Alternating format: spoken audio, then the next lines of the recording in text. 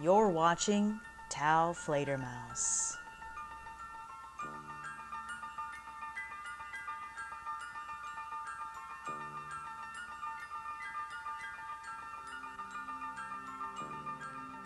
Hello everyone, this is Jeff of Tau Fledermaus. Welcome back. Today we have a fascinating study on high-speed ceramic projectiles. Over the years, many people have suggested that we try ceramic as a projectile, but we just haven't had anyone with the expertise to fabricate these until now.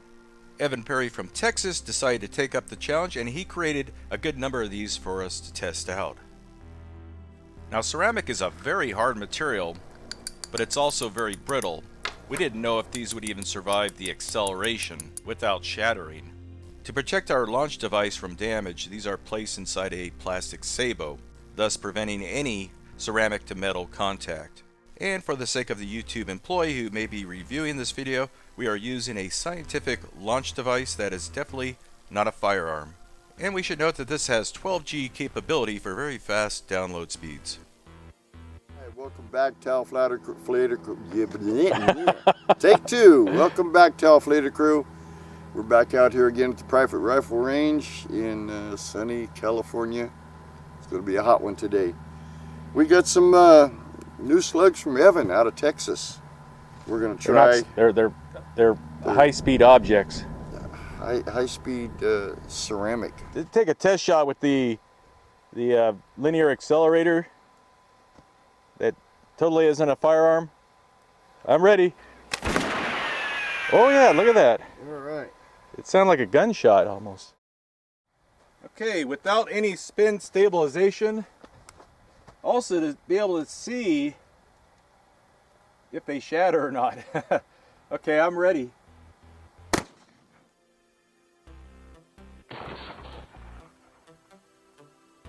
Well, we have success. Not only did the projectile not shatter during the acceleration process, it's also very stable in flight without any angular momentum or spin stabilization. Now this was traveling around 1500 feet per second, and when it struck this rather small block of ballistic gel, it completely shattered.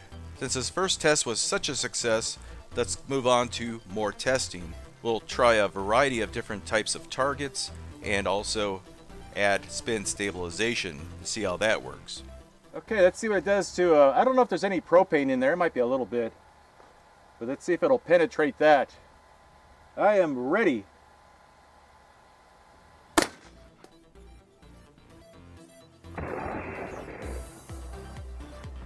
Test number 2, again without any spin stabilization. Here it comes. It's bobbing around a little bit, but for the most part it's accurate and stable in flight. And it penetrated the thickest part of the cylinder, which is that welded area in the center. Looks like it fragmented immediately when it hit, but it had enough energy to blow a very large hole out the back. Let's try another steel target, but make it thicker, and we'll set it at an angle this time. Okay, well, see how it does deflecting off a piece of armor plate. At about a 45-degree angle, it should, we'll see if it'll shatter or just bounce off. I'm ready. Here we go.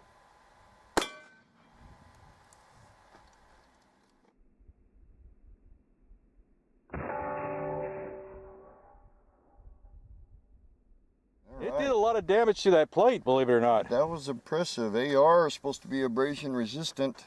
That's what the AR stands for, but there is a good sized dent in there, and every one of these you can hook with your fingernail. Yeah. All the way up here. Wow. Wow. It's wow. a very hard, ceramic's very hard. Probably, it could be harder than the plate itself. I don't know. That, I don't, you know. It's a possibility. You know, ceramic's we very, get very things hard. wrong once in a while, believe it or not. But there's always somebody in the comment section that will, you know, call us names, but set us straight. Wouldn't be doing it right if we weren't doing something wrong. Exactly. That would be the motto. Exactly. I think it kind of is. When the ceramic projectile strikes, it almost turns to dust, but we know that there's some good sized chunks in there that are razor sharp and very hard that still do a lot of damage, even to this very hard AR-500 steel plate. Okay, hard object versus hard object. Again, a concrete brick. It's not a brick, but it's made out of concrete. Or is it cement? The important stuff. Here we go again.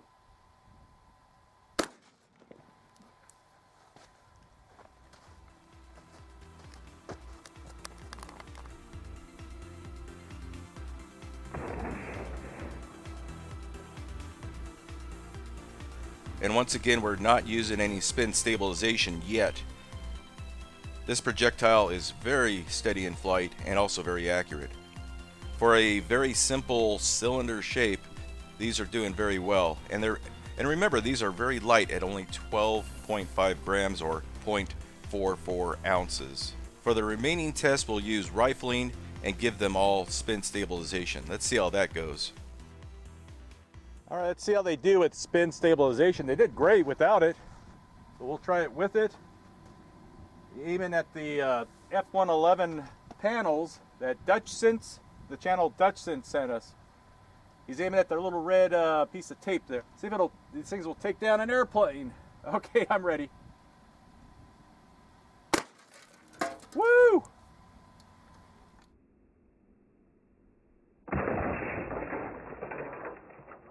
Simulated airplane. Yeah, a little bit to the right.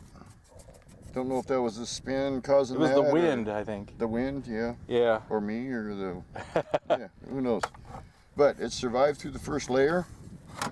And because we have a clean hole, that's a tight hole, through the magazine. And then it looks like that's as far as it got. Wow. This has all been pre-shot, so that's why we moved over here, but this is where it hit. You find any pieces of it? I'm not seeing any. Where'd it go? It might be on the ground somewhere, I don't know. Okay, here it comes. It looks like the spin stabilization didn't mess things up. It's still very, very steady in flight. And it looks like it went through 3 layers of the aircraft aluminum before hitting the folded magazine in there.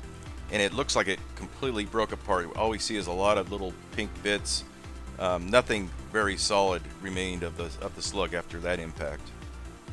Danny will need to make a minor aiming adjustment to compensate for the unusual ballistics of these ceramic projectiles.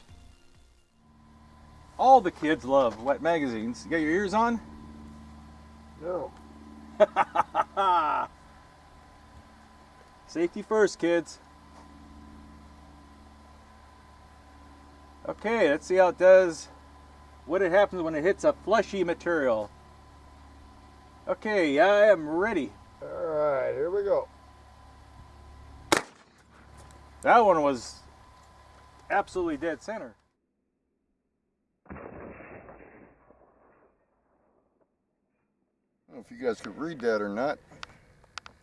Yeah, underneath the tape there. You have to know how to read first. Some people, they know how to read, but their fanciest word is the F word. Fist. Yeah. Slug fist. Yeah, there we go. That was an accurate one there. Anyway, there's our point of aim, point of impact. Good shot there. No exit. Was that big bulge there before? Oh, this one? Yeah, was that bulged out? It was bulged a little bit because this swelled up so much. Okay. This is that reinforced packing tape or boxing tape, so everything tried to swell around it. Let's cut her open. That's I think this is more telling than ballistic gel because it's fibrous, it's wet, it's flesh-like. Ballistic gel is just a homogeneous ooze, you know. Tootsie roll. All right, let's see how far we go here. Yeah, I'm splitting the deck here about halfway. It did shatter. It just disintegrated in There's there. pieces. There's pieces there. Continues on. Let's see. Well, there's 436 pages. And there's the bulk of our projectile. Yes. It held together pretty well. I went into this thinking that there was a good chance they would shatter just when we were accelerating them through the vacuum tube accelerator homogenizer, you know. Yeah, and this is where it stopped. Right on that dude. Who, got a little bit of who is that? Is that Moses? Could be. I don't know, but I think that's a sign. Got an awesome beard there. Then he made a slight adjustment to his aim, and now he's right on target. Now, in case you were wondering what Evan used to make these projectiles out of, they're the ceramic insulators found inside microwave oven magnetrons. But he still had to do a lot of work to get them to the right dimensions. And if we didn't shoot the solid gold plated lead plate, people would be very upset. We do read our comments, even the nasty ones. Okay, where are you? I can't tell where you're going to be aiming at. Right there with that black laser dot. Okay, Shoot here. Okay. I'm ready when you are. All right. Here we go. Oop. Take safety off, it helps.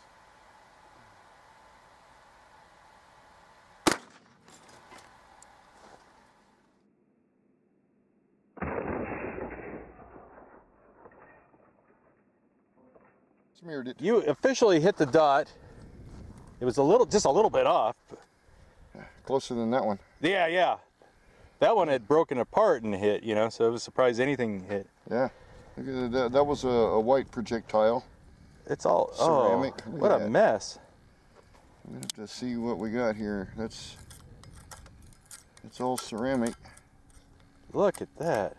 I've never seen, usually just either, it never stays inside, especially something that granulates like that. Oh. Not real deep, but I mean, these things are only 12 grams.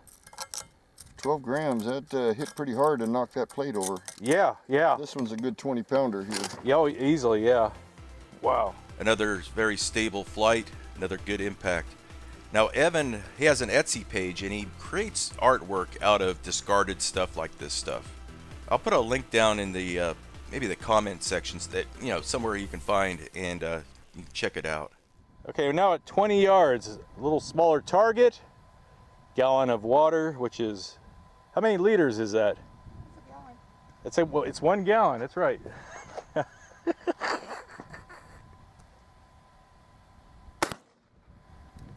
Very nice, lots of energy.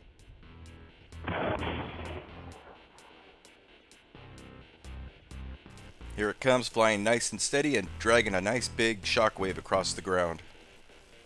Now I think it's possible, with these being so light, that we could have propelled them to over 2,000 feet per second. That's for further testing though. Something made it through. Yeah, I don't know what. Just a column of broken dreams. Like YouTube. What it does to a Kevlar vest is, I want to thank investigator Jason, who actually found Officer Greg in a parking lot in a store, recognized him and said, hey, I've got some vests for you. That's how we got this one. Where are you aiming at? That red laser triangle there. Okay, I see. Right below Jason. Right below Jason. Let's see what they do. We'll try not to hit Jason. Yeah. Okay, I'm ready when you are. All right, here we go.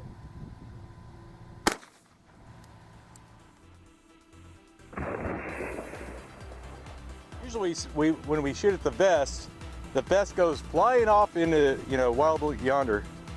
So what happened here? Well, like you said, usually when we shoot it, it'll pucker up and catch it.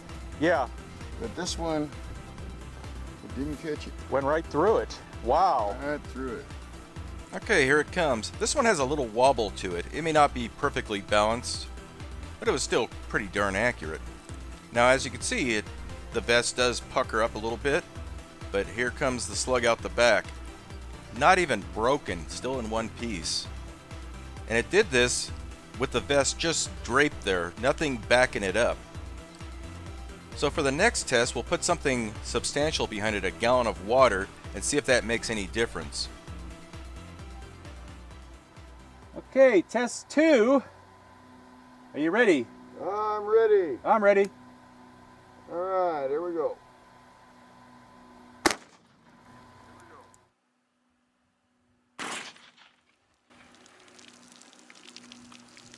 I think you went through. Now it certainly appeared to us at the time that it actually went through the vest again and then put a giant hole in the water jug. But as we'll learn, having some mass behind the Kevlar body armor makes a big difference in how the Kevlar actually functions. Okay, we got a little bit high from my point of aim. Not by much. It was But like half an inch or something. We've got shattered. Oh, yeah, there's a piece. So when we had the backing there, oh, look at that. Let me get a close-up of that. I think that's the radioactive part. And then there's chunks here. Yeah, and look, what's the back of the vest look like at that area? All right, let's get this off of here. Yeah. And definitely tore it, Yeah, look at that. but it with this jug behind it, it did catch it. There's no through hole. through That's hole. interesting. But the Kevlar braiding against the jug made that hole. You can see there's like a Yeah. four-sided tear. That's very unusual. So instead of puckering up and flying away, it puckered up and Yeah, look at that. hit it so hard and fast that it just literally melted the jug. Yeah, that's what it looks like. It just abraded it. Just There was no pass through. yeah. I don't think anything And, there's nothing inside the jug. No particles. Yeah. So it's all in there. That's very wild. I thought for sure it went through. That's why. Well, that's why we do what we do. That's right. And do it wrong sometimes. Anyway, I hope you enjoyed this video. I believe this is the first time ceramic has ever been used as a projectile in this type of application. I could be wrong, but it proved to be a very interesting material. As always, thank you for watching the video. Thank you for your nice comments. And thank you Patreon supporters for keeping this channel afloat. We'll see you next time.